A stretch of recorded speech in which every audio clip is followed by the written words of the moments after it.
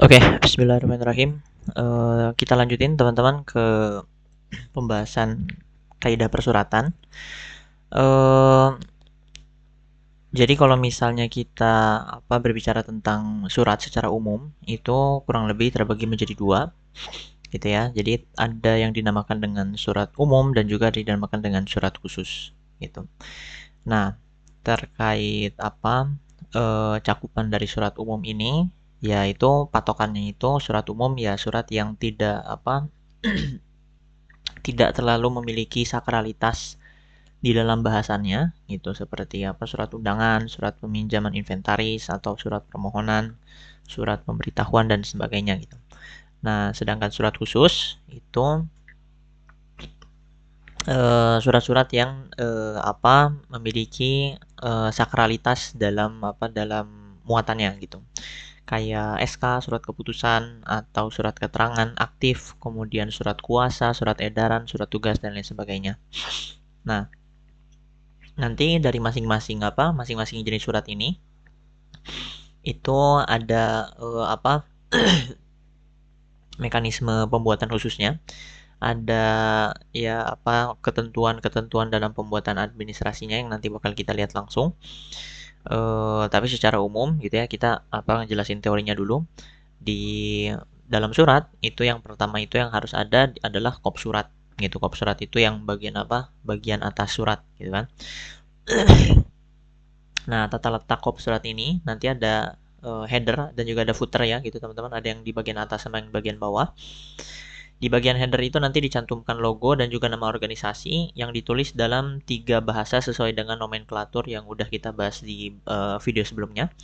Kemudian di bagian footer nanti dia mencakup alamat sekretariat yang mana itu alamat MD gitu ya. Kemudian nomor hotline organisasi, kemudian email organisasi dan juga website organisasi.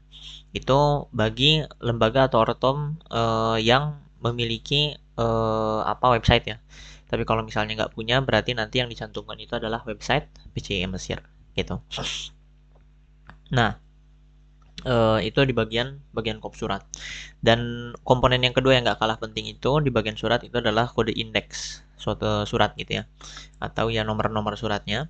Jadi yaitu adalah kode indeks itu sistem pemberian kode atau nomor unik pada setiap surat resmi sebagai identitas dan penanda urutan administrasi dalam sebuah organisasi. Kayak gitu. Nah, terkait penomoran, kita juga melakukan penyeragaman gitu ya dari administrasi-administrasi sebelumnya dan penyeragaman nomor surat ini itu juga dikembalikan atau merujuk kepada ketentuan penomoran surat yang berlaku di pimpinan pusat seperti itu. Nah, makanya sama halnya seperti pembahasan sebelumnya, kalau misalnya suatu lembaga atau organisasi otonom yang berada di bawah PCIM itu menginduk kepada organisasi yang ada di Indonesia, maka diperbolehkan untuk menggunakan mekanisme dan juga ketentuan administrasi yang sudah diinstruksikan oleh pimpinan pusat. Nah, tapi kalau misalnya nggak ada, itu berarti nanti merujuknya itu mengacunya ke ketentuan yang udah dibuat sama PCIM. Nah, terkait kode indeks surat ini, teman-teman, itu ada beberapa unsur gitu ya. Yang pertama itu ada nomor surat, gitu. Itu nomor surat itu ya urutan dari satu sampai seterusnya gitu ya, hingga akhir tahun hingga tahun itu berakhir gitu. Jadi sampai 31 Desember. Nah, jadi nomor surat itu teriset gitu ya, keulang balik lagi ke satu setelah 31 Desember gitu. Setelah masuk ke tahun baru, maka di sana juga masuk ke nomor nomor surat baru. Nah, yang kedua itu kode eselon pimpinan. Nah, sebagaimana yang sudah disampaikan sebelumnya juga, PCIM itu bukan setara dengan cabang di Indonesia, tapi setara dengan wilayah seperti itu ya. Sehingga kode eselon pimpinan yang kita gunakan itu adalah kode 2 gitu, sebagaimana yang diinstruksikan oleh pimpinan pusat gitu. Kalau misalnya teman-teman ingin tahu edaran pimpinan pusatnya bisa silahkan hubungi sekretaris umum yang menjabat pada saat itu. Nanti di sana ada terkait surat edaran instruksi dan juga pedoman administrasi dari pusat gitu. Kemudian yang ketiga itu ada kode otoritas pengeluaran surat gitu. Nah, kode otoritas itu seluruh suratnya kita menggunakan kode 0 gitu ya. Nah, kalau misalnya di pimpinan pusat itu tuh nanti terbagi. Jadi setiap majelis itu memiliki nomornya sendiri. Misalkan MPK itu nomor 1, kemudian MK nomor 2, kemudian MPI nomor 3 dan seterusnya. Nah, hanya saja untuk mengefisiensikan kinerja gitu ya. Dan juga biar membuat simple karena ada juga beberapa unsur pembantu pimpinan yang tercantum di pusat tapi tidak nggak ada di sini, begitupun sebaliknya. Jadi kita sama ratakan kode otoritas pengeluaran surat itu kita menggunakan 0 kayak gitu. Nah, kemudian yang keempat itu ada kode pokok surat. Nah, kode pokok surat ini itu untuk klasifikasi surat itu tergolong ke dalam bahasan apa gitu ya. Yang A itu berarti kebutuhan umum. Kebutuhan umum itu nanti mencakup seperti ya kayak tadi undangan, kemudian eh, peminjaman inventaris dan lain sebagainya gitu.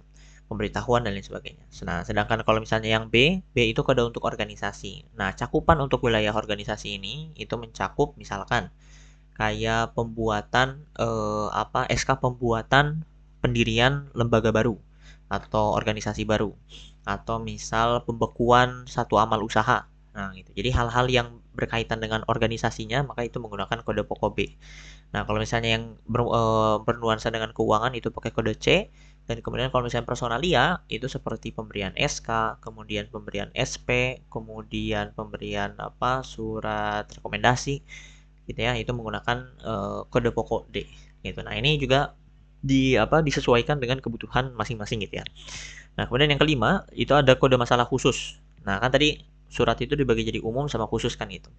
Nah, ini adalah kode khusus tambahan gitu ya di dalam surat khusus nanti. Misalkan surat keputusan. Nah, berarti nanti juga eh, ada ini ada kode cap kayak gini. Terus kemudian kalau misalnya instruksi, ini kodenya kayak gini, kemudian surat edaran kayak gini dan seterusnya. Nah, ini adalah kode khusus gitu ya, kode khusus yang akan ditambahkan di dalam nomor surat gitu ya, kode indeks surat nanti di dalam surat-surat khusus.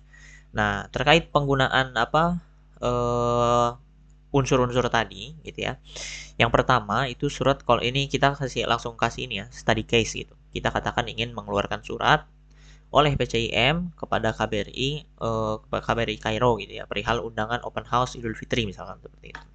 Nah, maka urutannya itu pertama kita pakai nomor surat dulu gitu ya, dengan eh, apa eh, tiga ini ya, pakai pakai digit 100 gitu.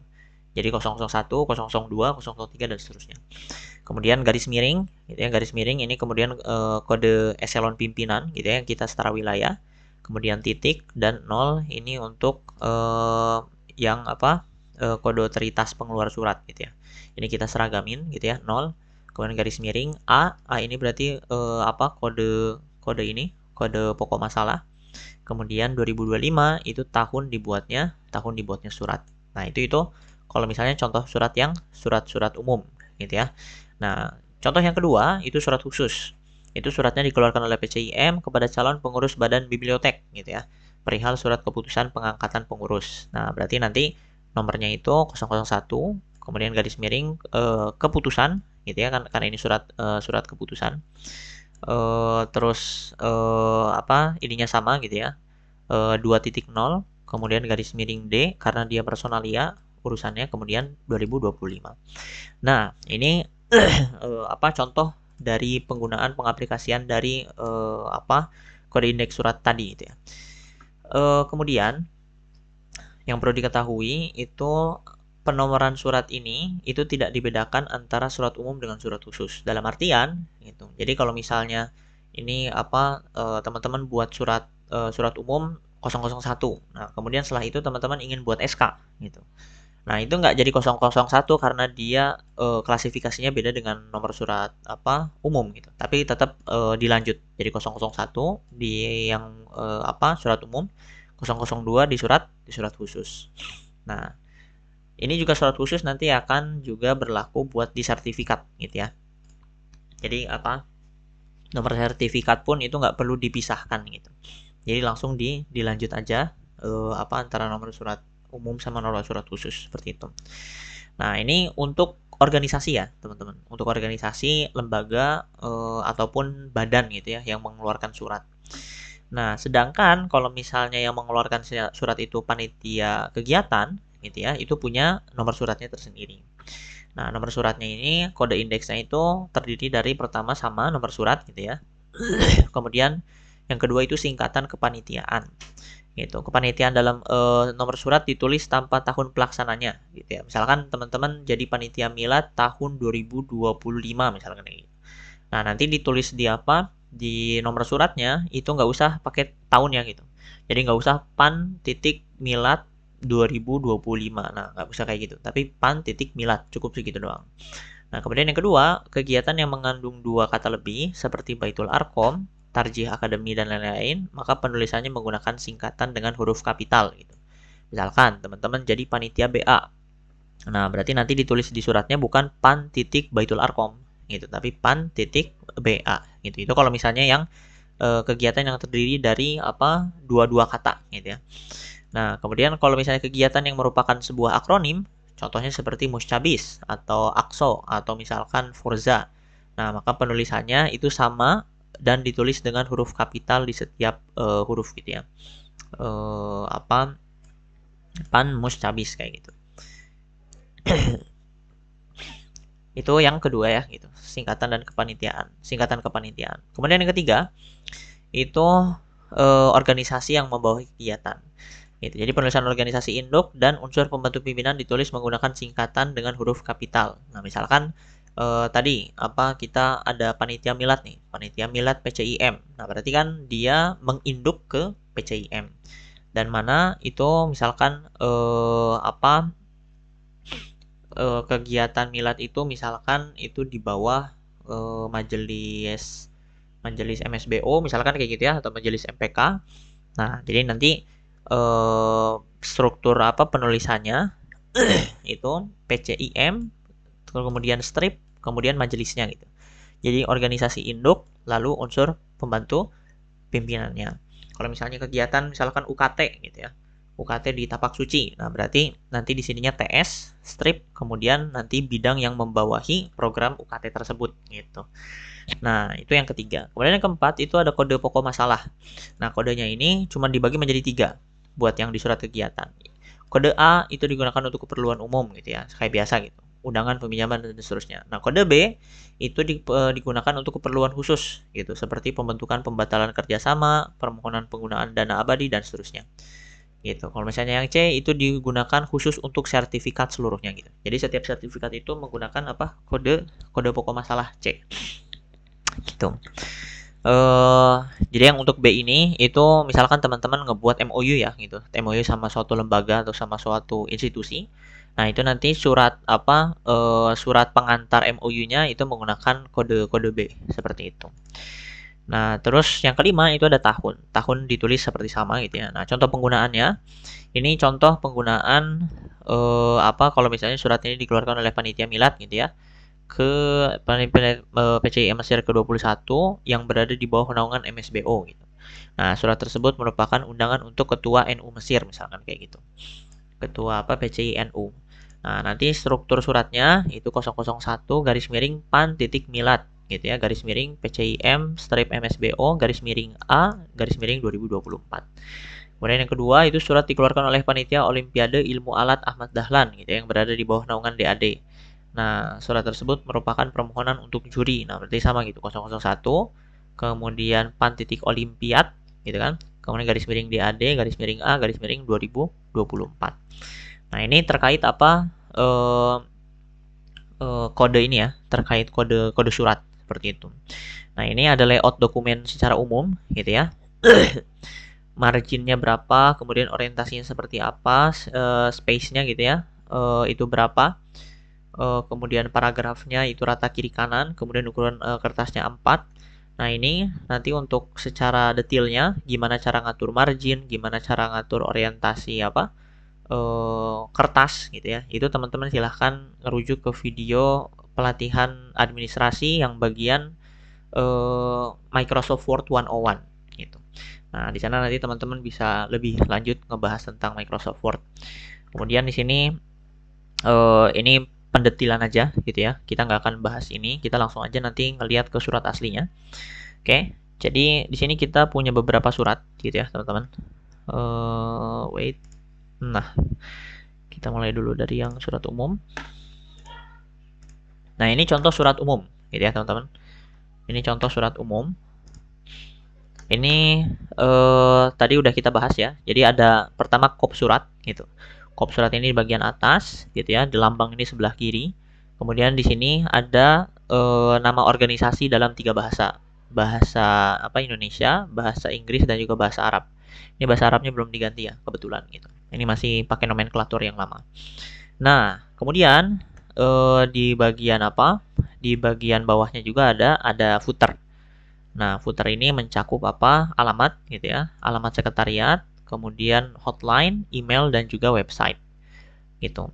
Nah, jadi nanti struktur setiap organisasi dan juga lembaga diharapkan menggunakan menggunakan format seperti ini. Gitu. Nah, di sini kita bisa lihat ya, teman-teman, di sini di bagian atas, di sini ada nomor surat gitu ya. Di sini ada nomor surat. Nah, ini kode indeks dari persuratan yang tadi udah kita bahas. Kemudian di sini ada lampiran gitu ya. Di sini lampiran 2 halaman. Di sini lampirannya nggak dicantumin ya, kebetulan. Karena dia di file terpisah. Nah, lampirannya 2 halaman. Nah, kalau misalnya nanti surat teman-teman itu nggak punya lampiran gitu, maka nanti tinggal dikasih strip seperti ini aja kayak gitu. Tapi kalau misalnya ada lampiran dituliskan 1 halaman, 2 halaman, 3 halaman dan seterusnya. Nah, kemudian ini terkait perihal. Perihal ini adalah maksud dibuat suratnya itu untuk apa gitu. Apakah untuk permohonan, peminjaman inventaris dan seterusnya gitu. Nah, ini adalah kolom perihal. Di sebelah kanan, teman-teman, di sini ada titi mangsa gitu ya. Di sini ada Kairo, ini tempat dikeluarkannya surat. Kemudian di sini ada tanggal pembuatan surat, gitu ya. Di sini ada tanggal pembuatan surat.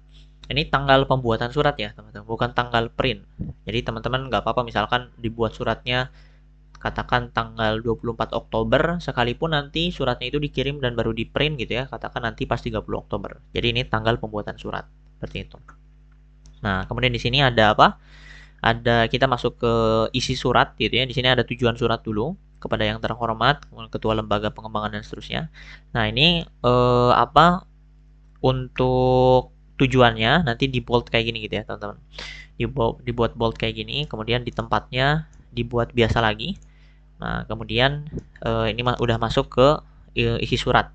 Nah, isi surat itu secara struktur gitu ya, teman-teman, itu mencakup 3 hal.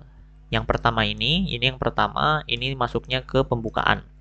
Nah, pembukaan itu nggak usah panjang-panjang, teman-teman, untuk ngebuka surat, karena kita bukan khutbah kan kayak gitu. Jadi cukup dua baris aja itu udah cukup banget.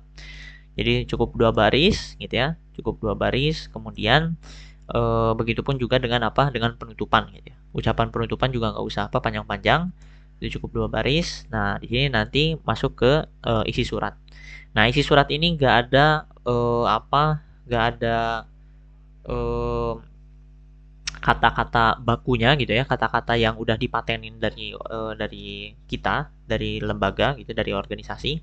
Jadi ini disesuaikan dengan kreativitas teman-teman aja, yang mana itu disesuaikan dengan kebutuhan surat dan juga ya norma-norma dasar dalam berkomunikasi lah kayak gitu. Nah, ini isi surat kayak gitu ya, isi surat. Kemudian di sini ada kolom tanda tangan. Nah, di sini teman-teman bisa lihat posisi ketua umum itu ada di sebelah kiri surat gitu ya. Kemudian posisi sekretaris umum itu ada di sebelah kanan surat. Gitu. Nah, di sini ada tanda tangannya. Tanda tangannya secara prinsip gitu ya, teman-teman. Untuk terkait penandatanganan itu yang paling highly recommended gitu ya. Itu tentu tanda tangan dan juga cap basah kayak gitu. Tapi kalau misalnya ada yang kondisi darurat itu nggak apa-apa, misalkan tanda tangannya itu misalkan digital kemudian capnya basah. Kalau misalnya lebih darurat keadaannya gitu ya, itu nggak apa-apa, tanda tangan dan juga capnya itu dia digital, bukan basah. Jadi nanti disesuaikan aja dengan situasi dan kondisi teman-teman. Yang jelas teman-teman itu mesti paham konsep dasar dari administrasinya, tapi dalam prakteknya itu tetap kita fleksibel. Jadi nggak terlalu kaku dengan kaidah-kaidah administrasi tadi gitu. Oke. Nah, di sini ada nama gitu ya, nama yang menandatangani itu disertakan dengan gelarnya juga gitu ya. Jadi kalau misalnya ini misalkan Avati, itu udah LC ya, berarti LC-nya juga dicantumin gitu. Nah, terus terkait NBM gitu ya, nomor baku anggota Muhammadiyah ini, nomor baku Muhammadiyah ini kalau misalnya teman-teman punya NBM tuh nanti ada serial number-nya gitu ya, teman-teman. Nah, teman-teman untuk NBM yang dicantumin di sini cukup ambil ini berapa? 7 ya. Iya, 7 digit terakhir gitu. Jadi 7 digit terakhir itu yang merupakan NBM teman-teman. Nah, itu dicantumin tanpa di bold di sini gitu ya. Tanpa di bold ya. Nah, ini untuk surat umum ya, teman-teman. Terkait surat umum. Kalau misalnya terkait font ya kita udah ngobrolin sebelumnya gitu ya, udah kita bicarakan sebelumnya gitu. Nah, nanti untuk terkait margin dan segala macam ya teman-teman silahkan ke video pelatihan yang sebelah kayak gitu. Oke. Nah, ini untuk surat umum. Sekarang kita lanjut ke surat khusus. Nah, ini surat khusus. Ini contoh surat khusus ya, teman-teman. Kalau misalnya surat umum kita nomor di sini di bagian di sini titik mangsa, kemudian di sini nomor. Nah, struktur untuk surat khusus ini yang pertama ini adalah surat judulnya. Ini judul suratnya. Apakah surat keterangan, apakah surat rekomendasi, surat keputusan dan lain sebagainya gitu. Nah, nanti di bawah itu masuk ke nomor suratnya. Nah, nomor suratnya ini 007 garis miring ket gitu ya. Berarti surat keterangan garis miring 2.0 garis miring D. Nah, ini berarti terkait personalia garis miring 2024. Nah, di sini mulai masuk muatan surat. Nah, ini juga nggak ada kaidahnya gitu ya, teman-teman. Itu teman-teman silahkan berkreasi dengan kata-katanya. Mentok-mentok kalau misalnya nggak bisa menyusun kata, silahkan pakai AI kayak gitu. Nah, di sini ada database peserta sekolah tarjih gitu ya. Nah, ini juga teman-teman bisa mencantumkan link ya, mencantumkan link di dalam Word. Nah, terkait gimana caranya mencantumkan link di dalam Word gitu ya, itu nanti silahkan balik lagi gitu ya ke pelatihan Microsoft Word yang udah saya buat videonya secara khusus. Gitu. Nah, kemudian di sini ada pembukaan dan juga ada penutupan. Nah, di sini ada ditetapkan di Cairo. Ini yang ngebedain juga ya. Jadi kalau misalnya yang surat umum titik mangsanya di pojok kanan sebelah atas gitu. Kalau misalnya ini di bawah. Nah, itu ditetapkan di Kairo 03 Rabiul Awal 1404 Hijriah dan bertepatan dengan 06 September gitu ya, 6 September. Nah, ini contoh gitu ya. Ini contoh penggunaan surat khusus. Nah, yang terakhir, teman-teman, itu surat kegiatan. Surat kegiatan ini kita ambil contohnya kepanitiaan Forza ya. Nah, ini contoh surat kepanitiaan gitu ya. Nah, ini ada logonya di sini gitu. Nah, kalau misalnya kegiatan itu nggak apa-apa tanpa nomenklatur tiga bahasa ya. Nggak perlu 3 bahasa. Cukup judul kegiatannya dan juga institusi yang membawahinya. Sisanya mau ditambah tema kayak gini boleh, nggak ditambah tema kayak gini juga boleh. Itu disesuaikan aja sama kebutuhan teman-teman. Nah, kemudian terkait ini juga titik mangsa sama gitu ya. Titik mangsa nomor surat gitu kan. Nah, ini kemudian ya paling ini ini kayaknya yang belum saya periksa ya. Nah, ini lampiran sama perihalnya sama kayak tadi seharusnya gitu ya, sama yang kayak di surat umum sama surat khusus gitu. Nah, ini nomor suratnya 001 garis miring panitia Forza gitu ya. Kemudian PCIM strip MPK terus garis miring A garis miring 2026 gitu. Ini ada titik mangsanya gitu ya. Ininya sama, ke bawahnya sama aja. Nah, paling nanti yang membedakan gitu ya, yang membedakan ini tanda tangannya. Nah, tanda tangan ini udah menggunakan tanda tangan kepanitiaan cap panitia kegiatan gitu ya. cap panitia kegiatannya seperti ini. Dia posisinya itu agak ke kiri, dari tengah agak ke kiri gitu posisinya. Sisanya sama. Nah, itu terkait surat. Jadi gitu ya. Untuk surat terkait persuratan kita cukupkan sampai sini.